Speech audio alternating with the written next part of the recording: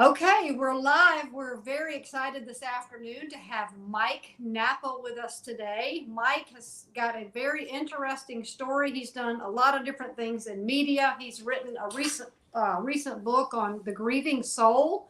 So we're going to talk about that today.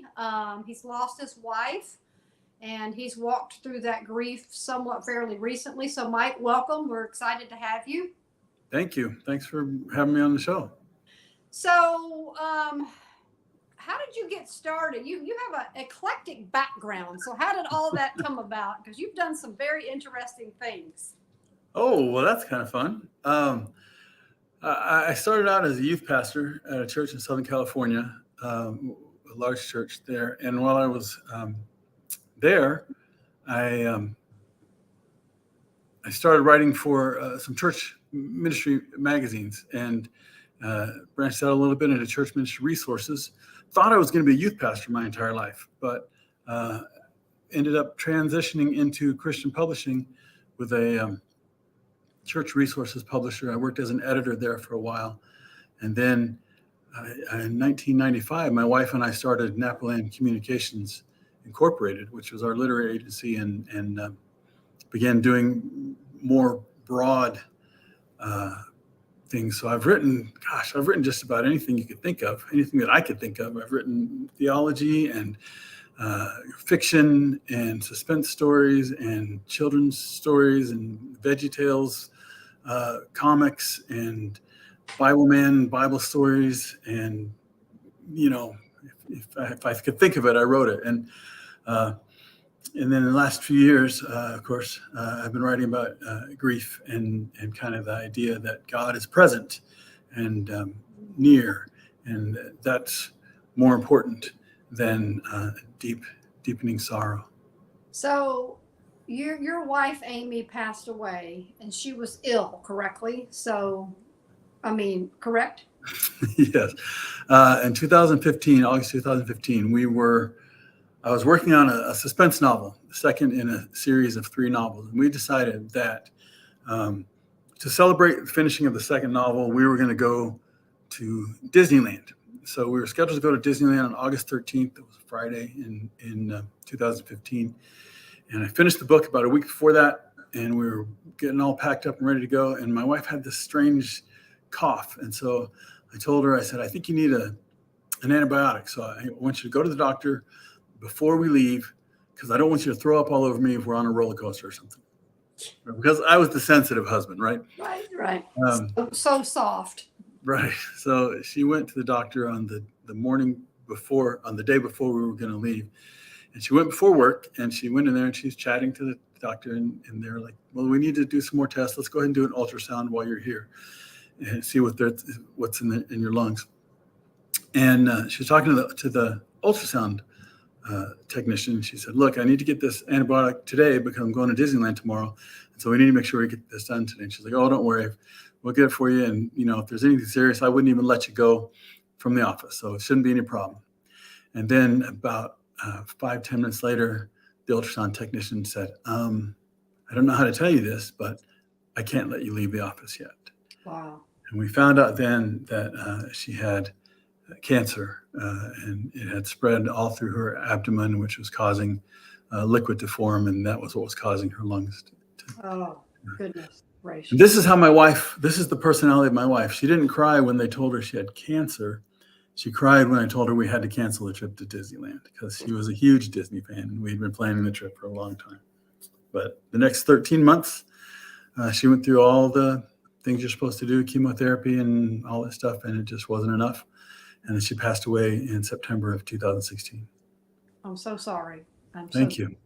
There's really the 2 kinds of grief there, because there's the shock of the grief of the diagnosis, which I know many people have experienced that, and then the death of that. So you now write about grief because you walked through it. What was it that made you feel like you needed to share with other people about grief? Because you learned what to do, what not to do. How do you address that with people? Because that's a very sensitive topic. Yeah.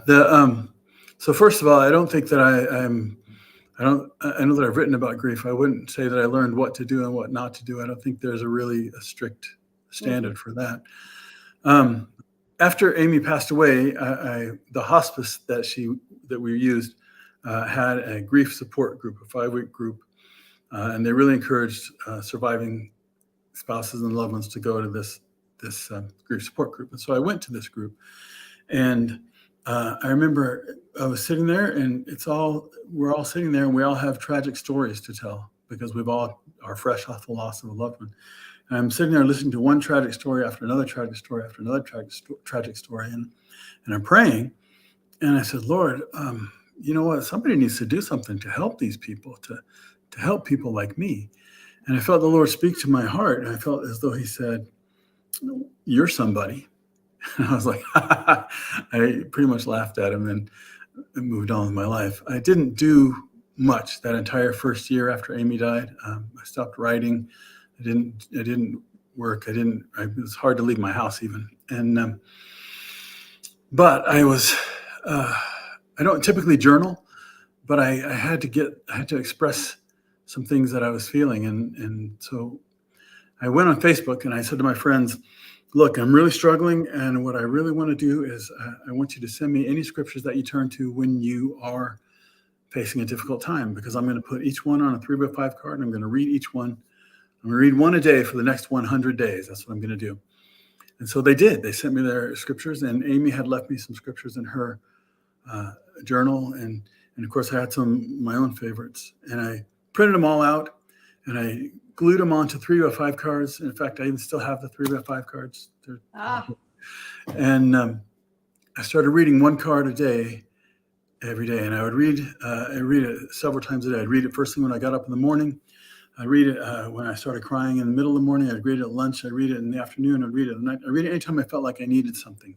So I read it several times a day, and I would just do a new card every day. And about 9 months later, I realized I was supposed to stop after 100 days. And I hadn't. I had forgotten, because it become such a normal habit for me.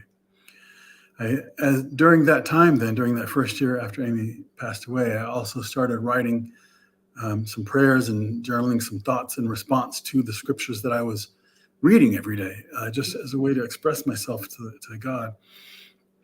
And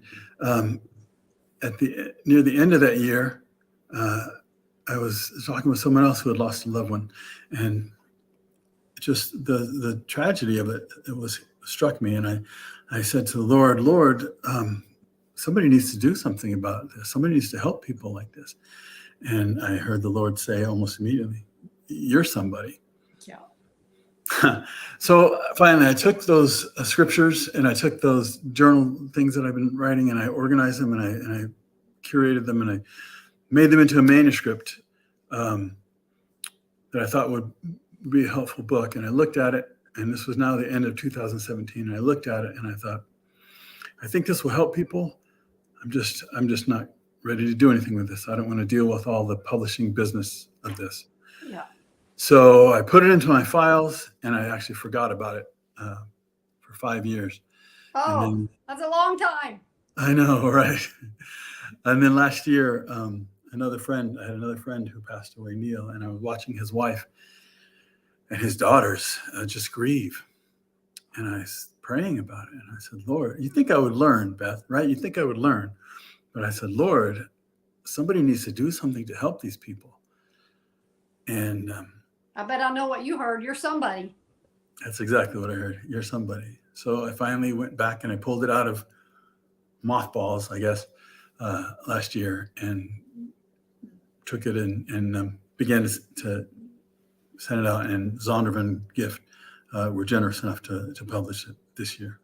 So I'm gonna divert here just a minute because of what you said, and then we'll come back to the topic, because I want to talk about how your faith was affected, because I'm sure you both prayed that she would survive. Mm-hmm. You said, 3 times that you prayed and God said, "You're somebody," and you the result, the preemptive statement to that was, God, somebody ought to do something about that. So being a person who believes in purpose, and God has a purpose for everyone. And that's what I typically write about. I think a lot of people are looking at the world today saying, God, somebody needs to do something about this. But I think what you're saying and what I believe too is that we're all somebody, right? I mean, aren't we all called to step up right now and do something to help whatever it is we see that's so broken? I suppose so. I think you have to really spend some time, because if we try to fix every problem, we'll fix nothing, right? There's so many problems out there. I think we have to wait. We have to discover what it is that God has given us passion about, given us care about. And then I think we just need to ask, well, all right, if you want somebody, here I am. Yeah. How can I be helpful? Yeah. And it's generally going to be something you've walked. You know, you're rarely going to help someone with something you haven't walked through. But what you have walked through, God will bring people beside you to say, hey, I made it, and you'll make it too, right? I mean, sometimes it's just simply what you've been through to help someone else get through to the other side as well. Yeah, I haven't thought that deeply about it, Beth. So I can't really say with the definition, with the definitive answer to that. I would just have to say that when God speaks, He's very patient, and but he let me wait 5 years, right?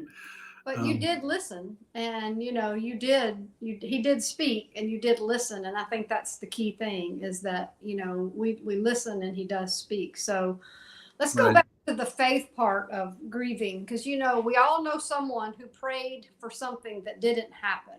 Yeah. Someone who didn't survive, or some tragic situation that didn't turn out. So what do you do to help people with that part of the equation, with why didn't God answer my prayer?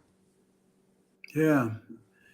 And it's difficult because I understand that God brought Amy to her death, that he allowed that. Right. I don't think I would say he didn't answer my prayer. He didn't answer our prayers. There were actually so many times during that 13-month period where it was unbelievable how God was responding to us. Mm-hmm. And yet there was this one big thing that we were begging him for, that he was responding in a way that we didn't want. As I remember praying, you know, when you go through this kind of situation, you have the gamut of friends who are wonderful people, but sometimes they tell you just really stupid things. And I had some people who came to me and said, well, you know, if you just had more faith, if you just believed God, then he would heal her. And I'm like, well, I know God heals. I've seen this happen. I understand this is part of who he is. And I believe God can heal Amy. If he wants to do it, I'm there. I'm ready for it. In fact, my wife, one day she was in the hospital. One day, toward the end, she was sleeping a lot, and she woke up. And when she'd wake up, she would kind of feel, I think it was on the left side of her left breast. And finally I asked her, why do you do that every time you wake up? She said, oh, well, she said, I'm ready to die, and it's fine, but I know God can heal me. And if he decides to heal me while I was sleeping, I don't want to miss it. And so she would check. It became her miracle test every time she woke up. So we certainly had faith that God could heal. But then I had one person that actually had earned the right to speak in my life. He'd been in my life for a long time, and trusted, loyal friend. And he said to me, you know, Mike, I just feel like if we had more faith, God would heal her. And I thought, well, everybody else I can ignore because they don't know me. They don't know Amy well enough to understand this. But this guy is someone I trust. And if he's saying this, maybe I should bring that to the Lord. So I did. I brought it to the Lord, and I was praying. And I was like, Lord, is it just faith? Because if it's just an issue that I don't have enough faith, I'm happy for you to give me more faith. Lord, I believe, help my unbelief. Let's do that. Mm-hmm. And as I was praying again, and when I say God speaks to me, it isn't like, you know, voice from heaven, blah, blah, blah. I still get this understanding in my heart. And as I was praying, I felt as though he spoke and said to me, Mike, which takes more faith, to believe me for the miracle or to believe me when no miracle comes? Mm-hmm. And I thought, well, I guess those are both the same kind of faith. Both rely on the person rather than the outcome. Right. For the situation. So that's kind of where I fall in this. If your faith is in the outcome, you're probably going to be disappointed. But if your faith is in the person of God, the person of Christ, then like Paul, you can be the person who walks around. I mean, the Apostle Paul actually walked around and healed so many people that they were just trying to get handkerchiefs that his shadow had passed over. Mm-hmm. And yet at the same time, Paul was unable to heal his thorn in the flesh. Paul was unable to heal Timothy's stomach. Paul was unable to heal Epaphroditus, who was almost died. And so in those situations, Paul had the same kind of faith. And in one situation, it manifested in healing. In the other situation, it manifested in trust, even though there was no healing. And that, I think, is where we need to be. We need to be the kind of people who trust God for healing and also trust God if he chooses not to heal. In the end, it's his choice. And our faith resides in the person, not in the act. That's a really, really good point, because, outcomes, we have to trust him with the outcomes. And what's your response to people that say, well, you should be over that by now. Time heals all wounds and things like that. Those are pithy comments that you hear people say, and they're just not true. Right. About 3 years after Amy passed away, I went to the doctor just for just annual physical. And during these, doctor's appointments now, they always ask you these questions about your emotional state, and you have to respond to a certain set of questions. And at one point I said, well, I'm still sad because my wife died from cancer. And the doctor said, well, when was that? And I said, about 3 years ago. And she said, well, why are you still sad? And I was like, because my wife died from cancer. And she said, well, what you need is electroshock therapy. That'll knock that right out of your brain. And I was like, no, I don't think I need this kind of extreme medical procedure just because I miss my wife. I mean, I loved her for 30 years. Right. Why would I stop loving her after only 3? So there is this idea in our society. We're actually afraid of grief. We're afraid of dealing with it, and we just want to push it to the side.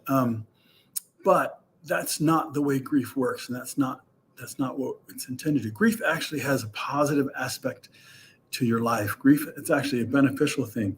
And so I don't think I ever have to get over the death of my wife. And I don't think anybody listening to your show ever has to get over the death of anyone. Now, sure, we will eventually get back to our regular lives. We'll get back to our normal routines and work and family and all those kinds of things. But we will always have that within us that longs for that which we've lost. We grieve deeply because we have loved deeply. And so this is the proof of our love, is that we grieve. And there's no sense in trying to get over it. If we allow grief to work in us the way God intended, it will make us into better people. Yeah.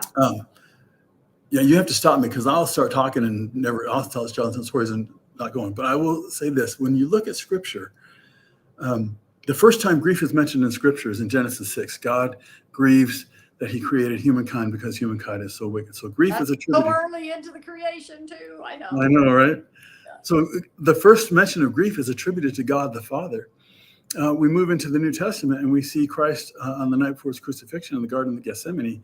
And he says to disciples, my soul is crushed with grief. And so we see God the Son encompassed with grief. And then we move further into the New Testament and we read Paul saying, don't grieve the Holy Spirit, which tells us that it's possible to grieve the third person of the Trinity. So when I look at grief, I see this in Scripture as something that encompasses all 3 persons of the Trinity. God himself experiences grief in the totality of his being, and he experiences it in an eternal way that we can't ever understand. And so if this is something that God both understands and experiences, when we grieve authentically, not if we grieve with bitterness or hatred or anger, that's not grieving authentically. But if we grieve authentically, honestly, we're actually imitating God. We become people who, like God, understand the sorrow of sin and the consequences of sin. And so the idea that we should just get over it and push it down and shortcut it does a disservice both to the human experience and also to the experience that God himself has as the eternal griever. So I want to go back to something you said earlier. You said people were telling you this and that, but a friend that had earned the right to speak into your life said something that you felt, because he had earned the right, you felt had merit. I think being able to communicate effectively with other people when you're in the grieving process, whether it was yesterday or 3 years ago, how important is it to choose the right people to talk to about your grief because many people don't understand the delicate nature of people's innermost intimate feelings about something. So it's very important, right, to choose the right voices as we're walking through that so that we can voice it but get the right response, a wisdom response, godly response. Does that make sense? Yeah, I think so. I think that for me, the important thing was everybody knew I was grieving. I was pretty public about it. So it was, in that situation, it was not something that was hidden.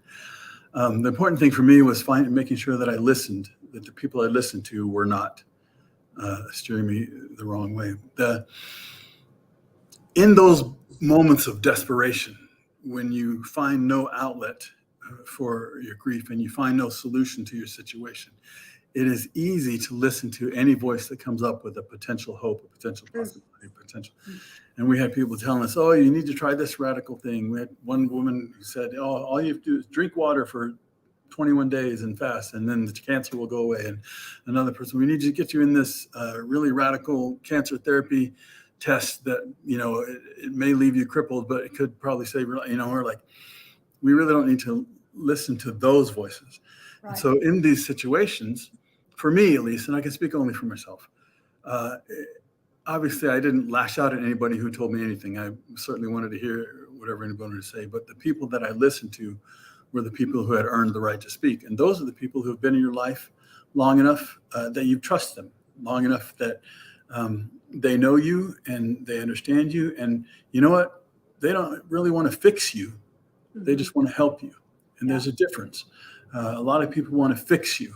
They want to fix whatever your problem is, like the lady who told me I needed electroshock therapy because I missed my wife. But I didn't need fixing. I just needed some help. Sometimes the best thing to say is nothing. It's just be there with the person. Yep. Or maybe have dinner without talking about the loss of your wife at all, just being with someone. Yep. Or even just talking about it without judgment, without being told, well, you shouldn't feel this, or you probably should feel that. Yeah. I have a friend, Eddie, who, after Amy died, my nature, I'm a writer, so my nature is a little bit introverted anyway. And after Amy died, I just wanted to sit in my house. And my son was good. My son has grown with kids of his own, and he was good about getting me out of the house. But my friend Eddie, he called me one day and he said, look, here's the deal. I'm not going to just let you sit and rot away in your house. So what we're going to do is every month we're going to go see a movie, and I'm just going to pick you up and we're going to go. And I was like, okay, I like movies, I guess. And so we started going to the movies once a month, and he would pick me up and we'd go to whatever looked interesting that month, and we'd do that. And then next month is 7 years since Amy passed away. And we're still going to the movies once a month, Eddie and I. And we get lunch, we go to a movie. Sometimes we talk about Amy, sometimes we don't. It doesn't matter. Yeah. What matters was that he was a consistent presence in my life when I felt terribly alone. And he's still that presence in my life. Even though the pain of that immediate loss is no longer as severe, he's still here. And so that's really what we need. We need someone who will stand next to us. And that's really what Christ does for us. Is Christ is not going to come to you and say, okay, boom, you'll no longer feel this pain. That doesn't happen until we enter eternity, until we enter the heavens. But he will stand next to us right now during the pain. He will not back away. He's not afraid of the sorrow and the feelings that we feel. I mean, he and I have had some pretty open and raw conversations. Some of those are in the book, Reflections of a Grieving Soul. So let's talk about God's presence through that, because he is with us. And sometimes it's, you can look back on hindsight being 2020, and you can see that God was with you 20 years ago. But when you're in the pit or the valley or your fit of anger or your disappointment, you don't necessarily feel him there. But as you look back, you know he was with you. So I think, how do you help people to remember that? I know you don't feel like it, but God's really with you. He does care about what you're feeling right now. Yeah. I had a little bit of different experience, and I understand that others have the other experience is different than mine. I have never found God to be distant, and I don't know why that is. I know others feel like God is not around at times. I remember the day after Amy died, I had nothing but aloneness, nothing but sorrow. And I went to my empty house, and I started walking through every single room of the house. And I walked into the bathroom and stood in the bathtub, and I walked into the bedroom and walked into the closet, and I walked around, and I said, finally, I said, Lord, here's the deal. I can sense your presence in every single room of this house. So why can't I feel your comfort? Why are you not comforting me in this pain? And he didn't respond, but he stood there, and I could feel the presence of his spirit right there. But I didn't feel the comfort that I wanted to feel. And I think this might be why we sometimes rail at God and say he's nowhere near. It's not that he's not near, it's that he's not doing what we want him to do. I wanted him to give me this great comfort that I could just relieve the pain, and he would not do that. But he also would not leave my side. Sometimes we allow that desire that we have for relief to replace the awareness of his presence, I think. Mary and Martha, when their brother died, Lazarus, I wondered for a long time, why did Jesus weep? The story, we know the story. Lazarus dies. Jesus deliberately waits until he's been in the grave for 4 days before he finally shows up. Both Mary and Martha, Lazarus' sisters, come to Jesus and they say, if you had been here, he wouldn't have died. Now, Jesus knows in 15 minutes, he's going to walk up to that grave and shout, Lazarus, come forth, and this grand miracle is going to happen, and everybody's going to be happy. And yet, he stands there with Mary, and she is weeping, and then he weeps. And everybody around says, oh, see how he loved him. And I struggled with that for a long time because I am an outcome-oriented person. I'm like, why doesn't he just say, oh, stop crying, it's going to be fine in 15 minutes? Just right? let me show you what I'm going to do. Trust me. Yeah. But I think the reason that he cried is because she was crying. Yes. I think that rather than gloss over her pain, he was willing to share her pain. Yeah. He was willing to enter into that with her completely in that moment, regardless of what happened in the next moment. Yeah. He was not going to let her be alone in that sorrow. And I think he did that with me too. And I think he will do that with anyone who seeks that. I think his presence is more powerful than any other thing that we need. Yes, I agree with that. And we have to depend on that in those times when we're, say, in a valley. But you've allowed your pain to become purpose. God never wastes something tragic or sad that happens in the life of one of his children. So this is therapy for you, right? This is part of your healing process, is being able to walk with others, write your book, be able to write about the process of healing. And that's part of your healing. Is that correct? Every time you help someone, you get a little bit stronger. I haven't really thought about it. I don't know. I'm going to say yes, because I hope that's true. Yeah. So, but I haven't really thought that deeply about it. Yeah.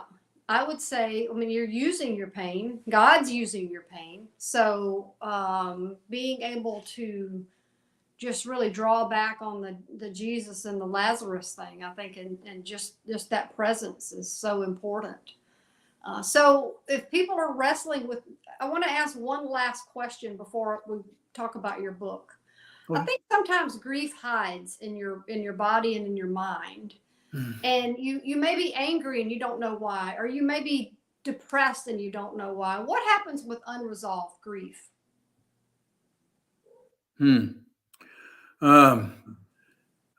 It's really hurtful. It really causes, it's a seed that's bitter. And there was a part of the reason why this whole book, people ask me about this book and they say, oh, you're going to help people, 6 steps to get over grief, or 29 prayers to pray through that grieving process and all this stuff. I'm like, no, this book is not about that at all. This book is about helping people to grieve well. Yeah.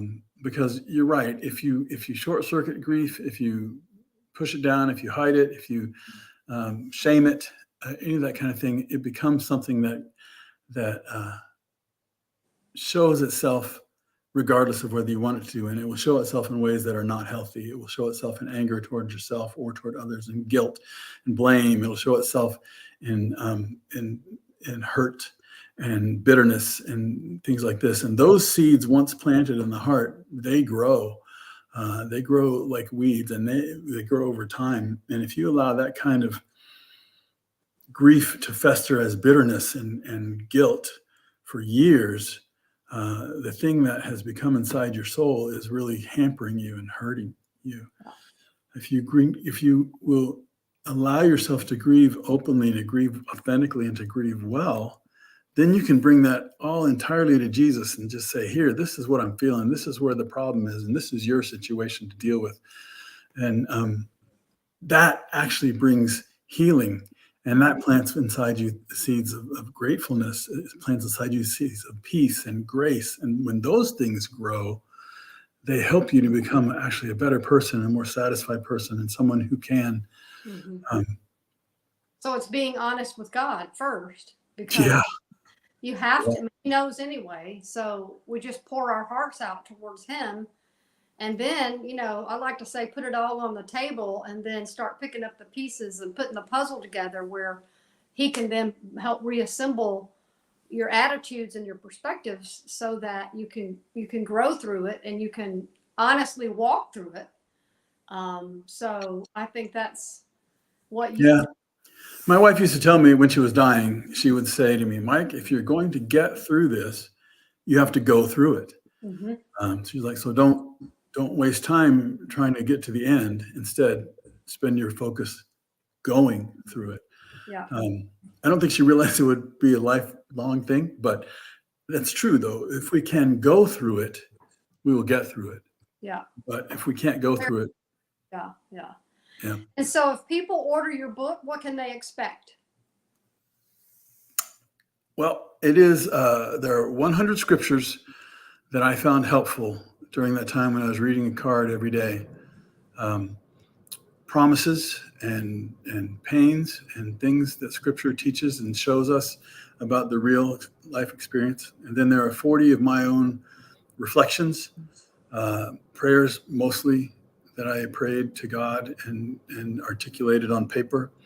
And then there are some little prayers you can pray for yourself at the end of each reflection. I also included, just because I wanted to,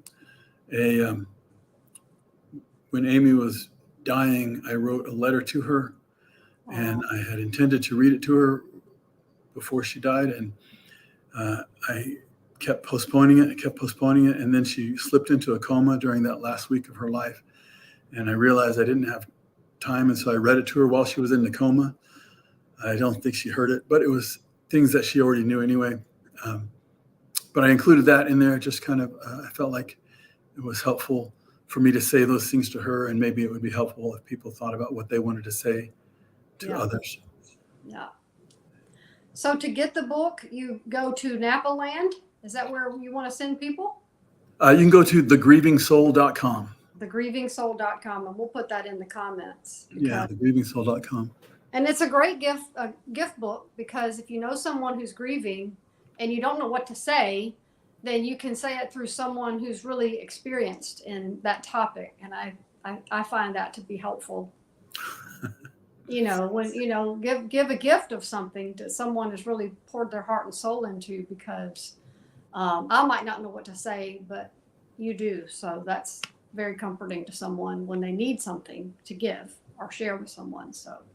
Yeah, I don't really know what to say either. Honestly, I just say, I'm sorry. I'm very sorry. Yeah. And that's really all we can do, is just sympathize with each other, right? That's exactly. Hopefully this book will give people a safe place to grieve, with someone who can walk next to them as they grieve. That's your way to walk through them as you share your scripture, your reflections, and that's good. And then they can reach out to you on that same website if they want to talk further. So. Yep, there's a contact page. It'll go right to me. Well, thank you so much for joining us. Thank you for the work that you're doing. I know it's a tough topic, but so many struggle with it, and it's always great to be able to offer resources and tools, and share your story. It's a powerful story. So thank you for sharing. Beth, I appreciate you just taking time with me today and telling your viewers about it. Okay. We'll come back and talk again soon. Have a great day. Thank you. Bye-bye.